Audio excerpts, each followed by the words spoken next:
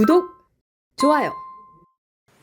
예, 시청하시면서 좋아요 깜빡하신 분 있으면 좋아요 꼭 눌러주시면 좋겠습니다. 3부 시작하겠습니다. 이주호 경제평론가님 나오셨습니다. 어서 오십시오. 네, 안녕하세요. 예, 오늘 크게 두 가지 카테고리를 가지고 이야기를 해보겠습니다. 하나는 러시아, 우크라이나 전쟁 속에서의 지금 주요 각 쟁점, 그리고 재건 사업, 본격적으로 평화협상이 타결이 돼서 이제 우크라이나 재건에 들어간다면 한국의 기업들은 참여할 수 있느냐, 어느 정도 참여할 수 있느냐, 이 주제 하나 크게 좀 다뤄볼 거고, 다른 하나는 삼성의 지금 사업 관련된 부분 한번 대만과 연관해서 한번 좀 다뤄보겠습니다.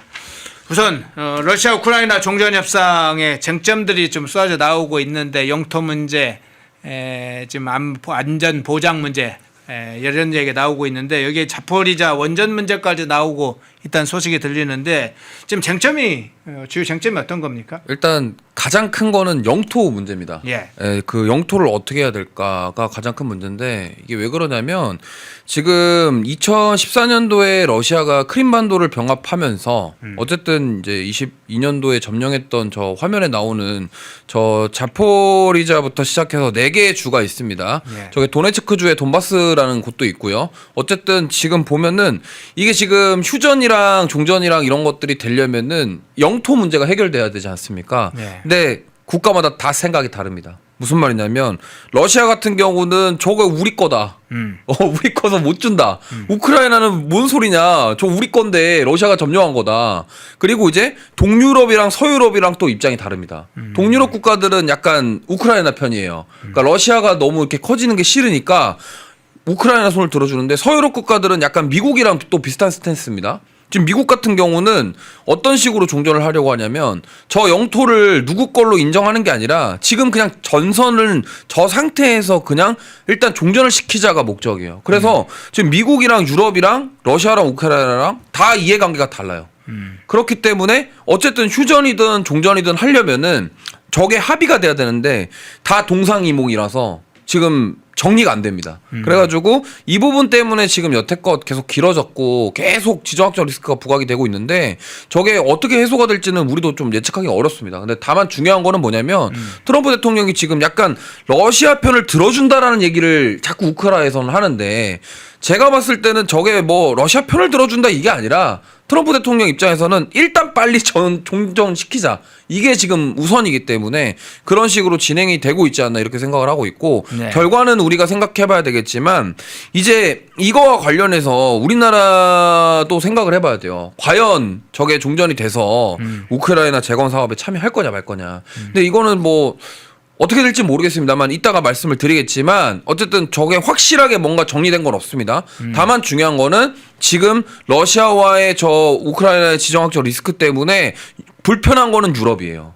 왜냐하면 지금 미국은 일단 러시아 제재를 계속 하려고 하는데 결국에는 러시아는 지금 가스 공급 막겠다라고 협박을 하거든요, 유럽한테. 네. 그러니까 이게 천연가스랑 이런 여러 가지 이해관계들이 얽히고 설켜 있기 때문에, 그래서 제가 봤을 때는 결국에는 어떤 식으로 정리가 될 거냐면 러시아 쪽으로 편을 들면서 마무리가 될 가능성이 높다. 하지만 이게 어떻게 또 반전이 일어날지는 우리는 알 수 없기 때문에 지금 이런 상황이고, 이러한 상황들이 지금 몇 년째 지속되고 있다 정도는 인지를 하시면서 보시면 좋을 것 같습니다. 예, 그럼 한 가지만 좀 더, 지금 지도 한번 다시 한번 띄워주시겠어요? 돈바스 지역의 핵심적 지역은 루안스크하고 도네츠크 지역이죠. 이 지역의 상당 부분을 지금 러시아가 영토를 점령한 상태였죠.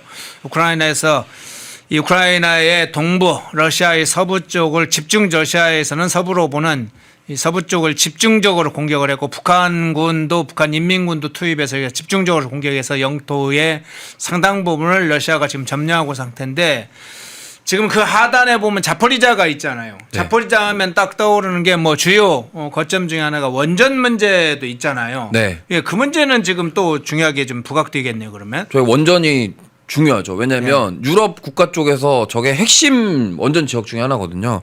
근데 사실 지금 전쟁 때문에 가동이 중단된 상태고, 네. 사실 저거의 리스크가 큽니다. 그래서 이 저 자포리자 원전 관련해서도 지금 4개 지역이 다 달라요, 생각이. 그러니까 무슨 말이냐면 역시나 러시아랑 우크라이나는 다 자기네 거다라고 얘기를 합니다. 근데 유럽이랑 미국이 생각이 다른 게 미국 같은 경우는 일단 미국이랑 러시아랑 우크라이나랑 3개 국가에서 저걸 동시에 관리를 하자.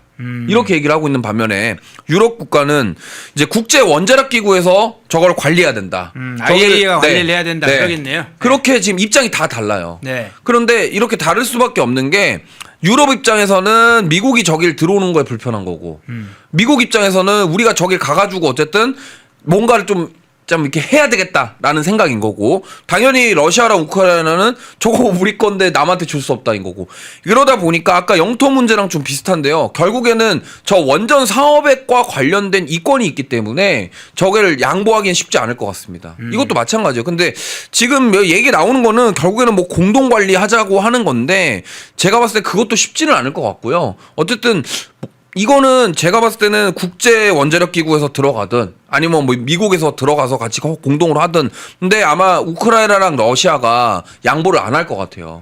그렇기 때문에 아예 그냥 국제 원자력 기구에서 하자 이런 쪽으로도 갈 가능성은 있습니다. 하지만 이거에 대해서 어떠한 이견에 뭐 조율되는 게 아니기 때문에 이것도 아까 영토 문제랑 마찬가지로 핵심 쟁점입니다. 그러면 저게 어쨌든 세계 10대 원자력 발전소이기 때문에 저기서 발생되는 전력이나 이런 것들이 굉장히 크거든요. 그러니까 저거는 유럽 입장에서는 가동을 시켜야 돼요. 왜냐하면 저걸 가동을 시켜야 유럽에서 저런 원자력으로부터 공급을 또 받을 수가 있기 때문에 유럽 입장에서는 어쨌든 돌려야 되고 미국 입장에서는 여기에서 우리가 들어가가지고 뭔가를 또 재건하면서 같이 만들어가야 된다라는 게 있는 거고. 그러니까 지금 결국에는 러시아, 우크라이나 종전을 두고서 그 이권 다툼을 하고 있다라고 보시면 됩니다. 그러니까 각 국가에서는 우리가 유리한 쪽으로 우리가 조금 더 이득 볼 수 있는 쪽으로 협상을 진행하려고 하고 있는 거고 미국도 마찬가지라고 생각을 하고 있습니다. 그럼 결과적으로 미국과 러시아에서 그 둘에서 어느 정도 조율이 될 건지가 이번 협상의 핵심 쟁점이다 이렇게 보시면 좋을 것 같습니다. 예. 자, 영토 문제하고 원전 문제를 좀 집중적으로 다뤄봤습니다. 안전보장 문제는 이제 우크라이나에서 원하는 기한이 약 50년, 미국에서는 15년 안전보장을 하는데 사실은 이제 한국도 과거에 그런 상황이 있었죠. 6.25 전쟁 직후에 휴전협정 과정에서 한국의 안전보장 어떻게 할 거냐. 그래서 방공포로 석방과 같은 일을 통해서 사실은 장기간 한미 동맹 체제를 구축할 그 시기가 좀 있었었죠. 자, 그런데 이것과 별개로 지금 우크라이나가 아직은 이제 이 종전협상안, 평화협상안이 마무리되진 않았지만 조만간 이게 현실이 될 가능성은 점점 높아지고 있어 보입니다.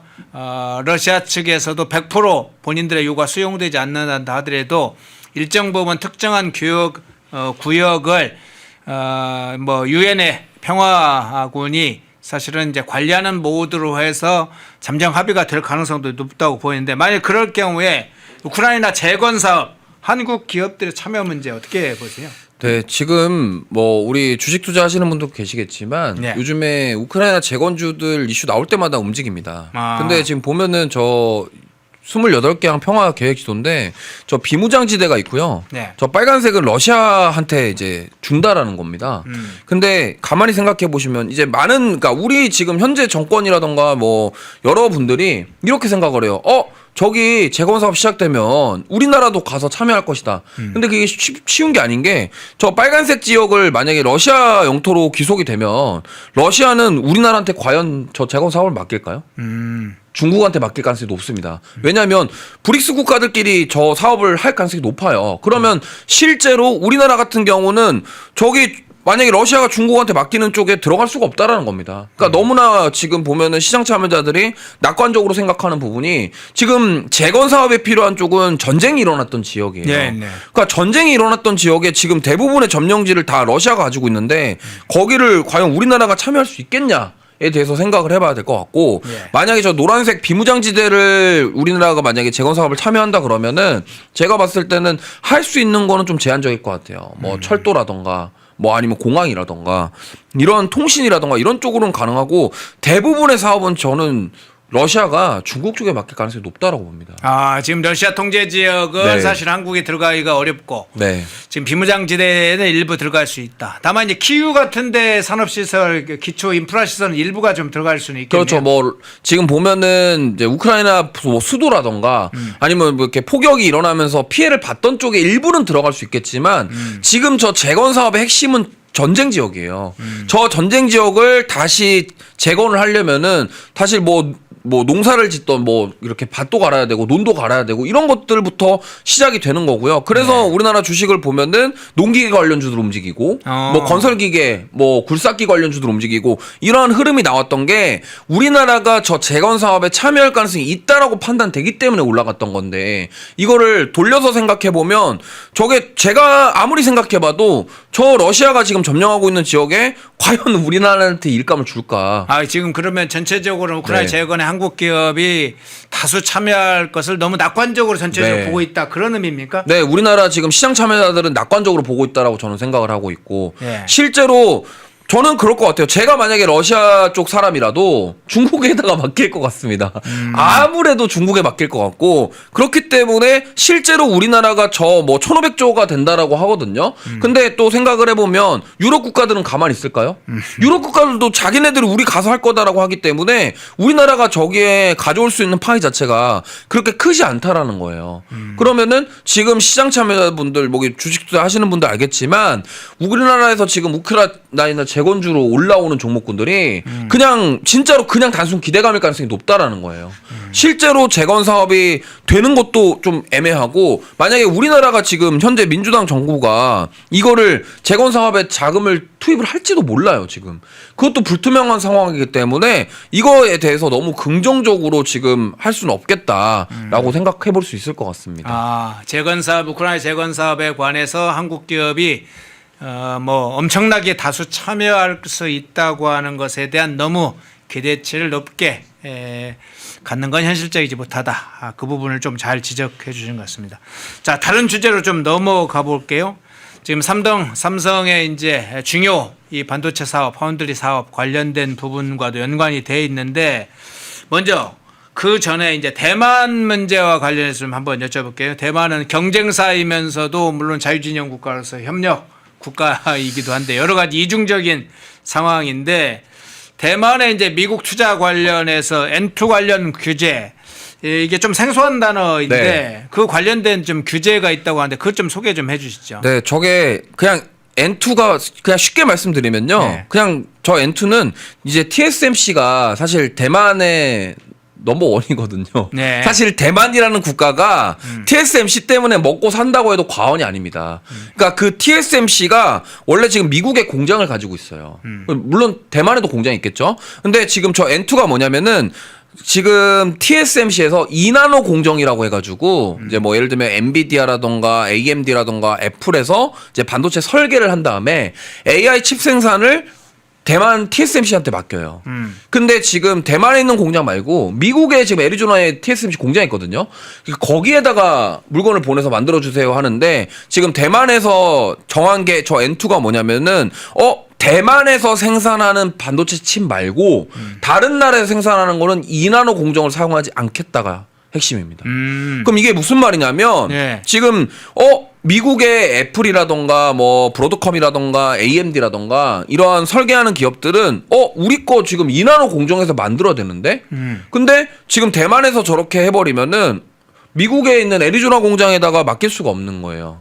그러면서 이제 얘기가 나온 게 삼성전자가 삼성 파운드리가 반사익을 보겠다 얘기가 나온 거고 근데 저 대만에서 저런 결정을 한 거는 여러 가지 이유가 있겠습니다만 제 개인적인 견해는 중국에서 지금 압박을 하는 것 같습니다. 아, 그래요? 네, 중국에서 대만을 압박하는 것 같아요. 중국 입장에서는 얼마나 탐이 납니까? 네. 돈덩어리잖아요. 중국이 봤을 때는 저 대만만 우리가 먹는다면 중국 입장에서는 저게 돈덩어리기 때문에 계속 지금 압박을 하는 거예요. 지금 그래서 최근에 뉴스도 보니까 9개월 만에 이 바다에서 대만 포위 훈련을 한다. 네, 네. 지금 이런 것들을 하면서 지금 압박을 하고 있는 거거든요. 근데 이제 TSMC 입장에서는 제가 봤을 때는 약간 미국에다가 구조 요청하고 있는 것 같아요. 트럼프 대통령한테. 이거 우리가 이렇게 하는 게 사실은 미국과 척지는 게 아니라 도와주세요라고 SOS 요청하는 게 아니냐. 저는 그런 생각도 들거든요. 근데 일단은 저게 지금 중국이 자꾸 대만을 건들려고 하니까 지금 미국, 그러니까 트럼프 대통령이나 미국 입장에서도 자꾸 중국이 저 대만을 압박하면은 미국에서도 불편하거든요. 왜냐면은, 우리 지금 미국의 빅테크 기업들이 TSMC 의존도가 너무 높고 사실 지금 이런 파운드리, 그러니까 반도체 AI 칩 생산하는 시장은 TSMC가 70%가 넘습니다, 점유율이. 그러니까 그만큼 TSMC의 영향력이 크기 때문에 미국 입장에서는 중국이 자꾸 저기를 압박하면 불편한 거예요. 그러니까 대만 입장에서도 이거를 너무 대놓고서 하기에는 좀 외교 분쟁까지 갈 수가 있다 보니까 좀 제가 봤을 때는 대만에서 머리가 쓴 것 같아요, 머리를. 써서 저런 식으로 우리 약간 이제 미국에는 이나노 공정 못해 하면서 미국이 개입하게끔 명분을 만드는 느낌이 아닌가. 그럼 어떤 형식으로든 중국이 그건 이제 중국 내부의 뭐 파운드리 업체 문제와 관련돼 있는지를 아직 확인된 이야기가 있든 없든 간에 중국의 군사적, 정치적인, 외교적 압력에 대해서 TSMC가 사실은 우리는 이나노 공정을 만들고 싶은데 그래서 미국의 반도체 이하의 기업들한테 충분하게 공급을 하고 싶은데 상황이 만만치 않다. 그래서 우리는 해외 공장, 다른 공장에 있는 이나 공장은 사실 잘 돌리지 않겠다. 그 얘기는 트럼프 대통령이 지금 중국이 가해하고 있는 이런 것들에 대해서 적극적으로 나서달라 이런 것을 우회적으로 하는 행동이다. 네, 이거 뭐 보도된 내용은 아니고요. 저의 그렇게 약간 분석입니까? 뇌피셜입니다. 근데 사실은 저는 그렇게 생각을 하고 있어요. 근데 이게 그럴 수밖에 없는 게 TSMC 입장에서도 굳이 이나노 공정을 안 받으면 손해거든요. 그러니까 미국에다가 이미 다 이나노 공정 만들어 놓고서 그걸 이나노 공정 안 돌린다라고 하는 건 손해기 때문에 그래서 제가 봤을 때는 이 암묵적으로 트럼프한테 좀 도와주세요 하면서 간접적으로 요청하고 있는 게 아닌가 싶은데 이거는 어떻게 될지 모릅니다. 그러면서 이제 우리나라에서는 삼성 파운드리가 저거를 이제 반사익을 받겠다라는 얘기가 지금 계속 나오고 있다라고 보시면 되겠고요. 그러면요. 네. 근데 이런 이야기도 저도 얼핏 들었는데 삼성전자가 지금 말씀하신 대로 대만이 그런 이나노 공정을 사실상 해외에서 공정을 중단하거나 미국에 정상적으로 납품을 하지 않는다면 미국의 이 빅테크 기업들이 상당히 문제가 될 텐데 삼성이 그래서 이익을 볼 거다, 환사이익을 볼 거다 그러는데 삼성 파운드리의 이나노 공정은 이게 문제가 없는지 뭐 좀 일부 문제가 있다 이런 이야기, 수율 문제가 있다 이런 얘기가 나오는데 그분은 어떻게 사실관계 어떻습니까? 원래 수율에 문제가 있었고 지금 저기 파운드리 시장 점유율 보시면은 TSMC가 압도적입니다. 그냥 거의 저기가 다 점령하고 있다시피 해요. 근데 삼성전자가 지금 이나노 공정에 대해서 그러니까 수율이 한 40%에서 50%. 그러니까 TSMC가 수율이 60에서 70% 정도 됩니다. 그러니까 삼성 파운드리가 결국에 이나노 공정으로 이제 수주를 받기 위해서는 결국에는 저 수율을 끌어올려야 되는 거예요. 근데 이제 그게 이제 앞으로 될 것이다라는 전망이 나오는 게 삼성전자에서 내년에 새로 출시할 갤럭시 S26에 이 이나노 공정으로 만든 모바일 그 프로세서가 들어갑니다. 모바일 CPU라고 해서 모바일 AP라고 하거든요. 이제 그게 엑시노스 2600이라고 하는데 그게 지금 갤럭시 S26에 들어갑니다. 그러니까 그게 만약에 성공을 하고 된다면 삼성전자의 이나노 공정도 가능하다라고 이제 평가를 받을 수 있는 거예요. 그러다 보니까 이 부분이 중요하고요. 만약에 지금 삼성 파운드리 쪽에서 지금 엑시노스 2600을 성공시킨다고 한다면 저는 지금 이 TSMC의 빈자리를 어느 정도 채워갈 수는 있다라고 생각을 하고 있기 때문에 긍정적으로 보고 있고요. 원래 삼성 파운드리가 이 이나노 공정이 좀 그동안 수율이 안 나와서 계속적으로 퀄컴의 스냅드래곤이라는 그 모바일 AP를 어플리케이션 프로세서라고 합니다. 모바일 CPU라고 생각하시면 되고요. 그거를 사용했었는데 이제 이거를 갖다가 자체 제작한 거를 하게 된다. 그럼 국산화에도 성공을 한 거고 이를 토대로 외국 기업들이 어떻게 보면은 삼성 파운드리 이제 믿을 만하다. 한번 맡겨보겠다. 이렇게 인지를 할 수가 있기 때문에 저는 결국에는 내년에 그 나올 엑시노스 2600에 대한 저 성공을 좀 확인해 보셔야 될 것 같고요. 내년 2월 달에 나올 예정입니다. 그래서 저게 만약에 성공된다 그러면은 지금 사실은 인텔을 지금 밀어주고 있어요. 미국에서는 사실은. 그렇죠. 네, 트럼프 정부도 그렇고 지금 엔비디아도 인텔 뭐 지분 투자 얘기 나오는데 저게 인텔이 지금 갑작스럽게 막 한 번에 살아나긴 시간이 되게 부족합니다. 이게 어느 정도 안정화될지는 좀 봐야 되기 때문에 그 빈자리를 지금 삼성 파운드리가 메꿀 수 있겠다라는 기대감 속에서 지금 삼성전자가 신고가가 나오고 있다라고 보시면 좋을 것 같습니다. 예. 내년 그러면 내년에 지금 이런 상황이면 내년 삼성 주가도 좀 다시 조정이 좀 됩니까? 네, 어떻게 지금 예상하세요? 뭐 일본의 노무라 증권에서요. 네. 삼성전자 목표 주가를 16만 원 이렇게 잡고 그렇게 있고요. 잡았어요? 네. 네. 지금 이제 내년에 4분기 실적이 잠정 실적이 나올 거예요. 지금 뭐 20조 얘기 나오더라고요. 영업이. 그래가지고 이 부분이 만약에 실제로 되면은 굉장히 주가 상승이 나올 가능성이 높아요. 그리고 지금 뭐 물론 SK 하이닉스도 신고가고 삼성전자도 신고가인데 이게 워낙 지금 저는 이 말씀을 드리고 싶어요. 우리 많은 분들이 이거를 인지를 안 하고 계신 게 삼성전자랑 하이닉스의 주가가 오른 배경은 미국 때문입니다. 그러니까 미국 때문에 주가가 올라가는 거고 이게 지금 우리나라 정부가 잘해서 올라가는 게 아니거든요. 예. 근데 이거를 지금 계속 그런 식으로 프레임 씌워가지고 보도가 나오고 있다 보니까 이게 많은 분들이 착각하고 계세요. 지금 미국 때문에 삼성전자랑 하이닉스가 올라가는 겁니다. 이거는 꼭 아셔야 돼요. 그래서 지금 내년에도 저는 좋을 것으로 예상이 되고 있고 지금 뭐 여러 가지 뭐 글로벌 IB부터 시작해가지고 증권사 뭐 이렇게 해가지고 계속적으로 어떻게 보면은 좋은 흐름이 나오고 있습니다. 그렇기 때문에 일단 내년에도 특히나 지방선거 전까지는 조금 계속적으로 좀 좋은 흐름이 나오지 않을까 이렇게 생각하고 있습니다. 예. 자, 이제 관련된 좀 우크라이나 전쟁 부분하고 대만의 TSMC와 삼성 부분을 연관해서 그 안에 이제 미국이 중요하게 좀 항상 끼어 있네요. 그 상황까지 한번 살펴봤습니다. 이주 경제평론가였습니다. 고맙습니다. 감사합니다. 펜앤마이크에서 추천하는 영상도 보고 가세요. 다른 영상도 즐기시려면 구독 버튼을 꼭 눌러주세요.